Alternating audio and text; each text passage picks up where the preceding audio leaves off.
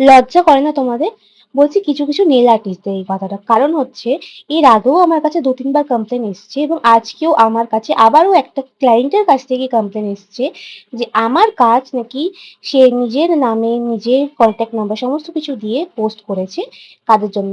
বলছি তোমার কি নিজের কাজের উপর কোনো কনফিডেন্স নেই যে তুমি আমার কাজটা পোস্ট করছো? না মানে কেন? কিসের জন্য? তুমি ওই কাজটা দেখিয়ে যদি কাজ পাও কিন্তু যখন কাজটা পাওয়ার পরে ক্লায়েন্ট তোমার কাছে কাজ করবে এবং কাজ করার পর সে স্যাটিসফাইড হবে না, তখন তুমি ক্লায়েন্টকে কি বলবে বলো তো? দেখো আমি কিন্তু চাইলে তোমার নাম, তোমার প্রোফাইল সমস্ত কিছু মেনশন করতে পারতাম। কিন্তু আমি মেনশন করছি না।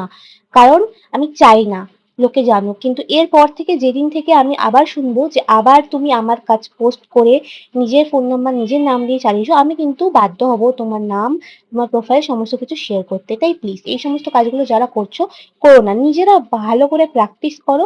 অবশ্যই তোমাদের কাজও ভালো হবে। কিন্তু প্র্যাকটিস না করে অন্যর কাজ চুরি করে নিজের প্রোফাইলে পোস্ট করে এগুলো কিন্তু একদমই ঠিক না।